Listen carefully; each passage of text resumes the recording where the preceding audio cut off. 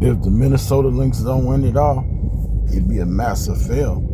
It would, y'all. It'd be a mass failure. So, I hope they know the expectations that sit before them. As long as Napheesa Collier can come back healthy, as long as she can come back right, they should be focused and hungry for a truly spirited championship run. Get back to the WNBA Finals and finish the mission. That's what it's about. That's the whole sentence. That's everything. Because when I look at this Minnesota team, they got everything. They got inside scoring. Obviously maybe it's not as dominant as, say, New York with Jonquel and Las Vegas with Asia Wilson, but they got inside scoring.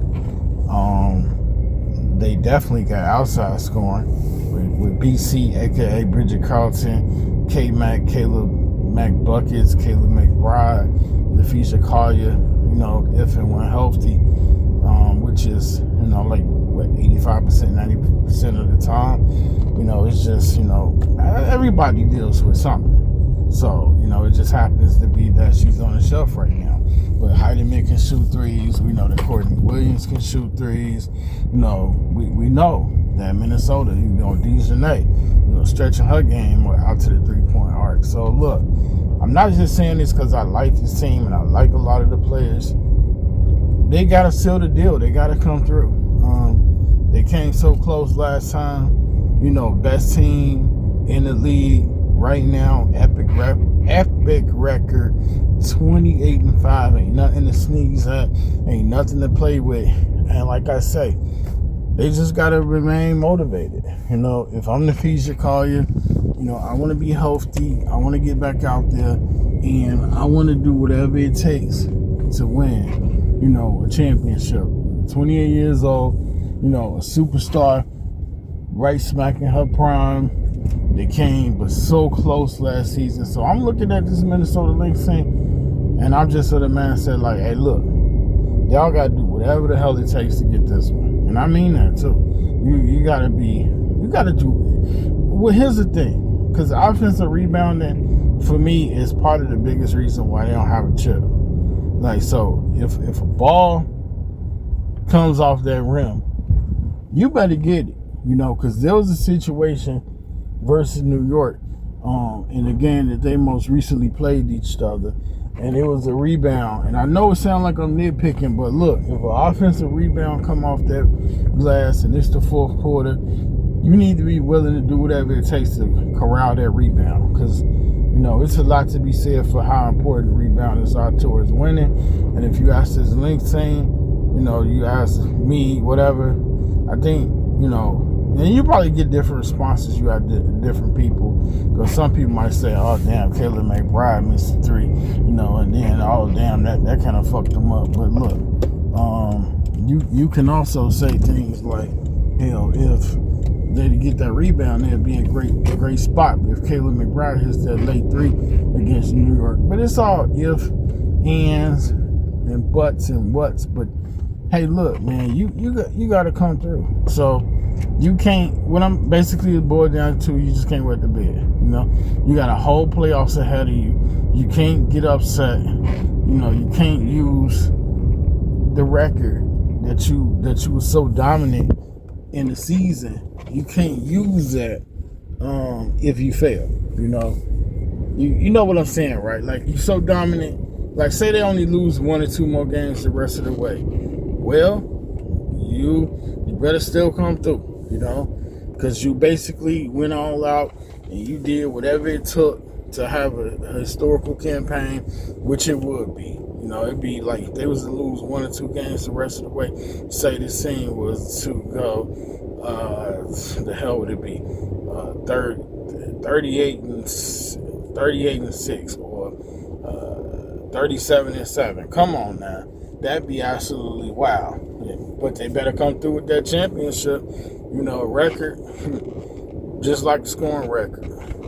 It don't mean that much if you don't come through when it's time to come through. Like, Like, would you want to be that player to average 33 points a game, 31 points a game, and entertain the crowd and razzle dazzle and do all these things and play with pizzazz and rack up numbers, but then your team just barely get into the playoffs, so y'all don't qualify?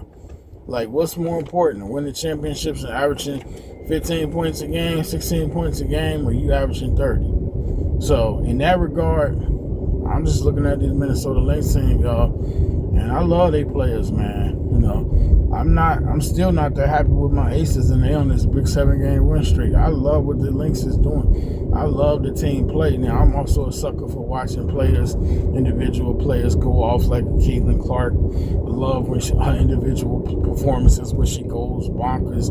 Napheesa when she goes bonkers. Asia Wilson going bonkers. The individual performance of Glory, Kelsey, Plum. On the men's side, watching, say Steph Curry. Back when Kobe was playing MJ. I loved AI. I love to see Allen Iverson, not AI today. But, I love to see players going off and going crazy and scoring. But also, I love great team basketball as well. And when I look at it, Minnesota Lynx team basketball, absolute masterclass personified. They share the ball, they move the rock. People question and say, damn, what about Bridget Carlton? And what if, she's not really contributing? It doesn't matter. All we need Bridget Carlton to do is play defense, fill the right lanes, bring the intangibles, make free throws if she gets to the line, and knock down some threes. We don't have to have Bridget Carlton scoring 12, 14, 15, 18 a night, just play defense, knock down shots, be a good 3-and-D player.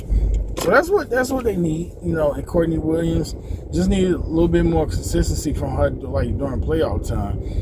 And she can absolutely go. She can go with the best. But when I look at Courtney Williams, I just need to see it across the board a lot more often. I'm not saying she don't deliver. Like, don't come for me and say I don't say she don't deliver. But I just want to see it more consistently. Kayla McBride is a 3-point machine to the absolute utmost guarantee. With K-Mac, just want to see her continue to make big clutch shots. She made a huge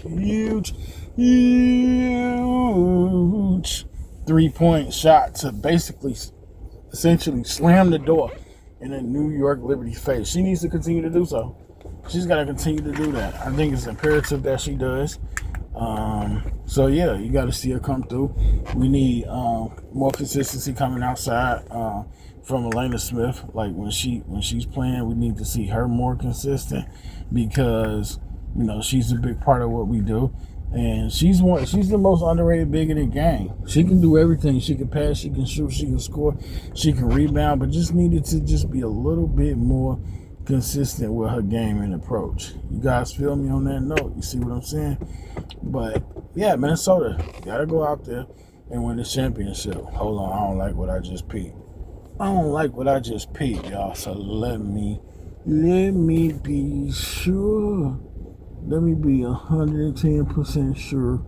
You can't trust a soul these days, because the devils and the demons don't never go away. They ain't gonna never go away completely. As long as you live in this life, you will be challenged to some degree with something or somebody or someone. So yeah, let me make sure everything is all good before I do what I does.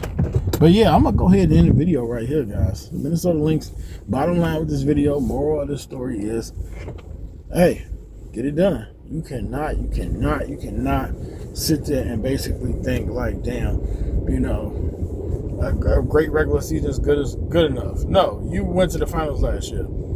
Your end goal is to win the championship because you came so close, and because you came back better, and because for our practical purposes you look better than even last year when you were great. So you just got to finish the job. That's all it comes down to. That's all it's about.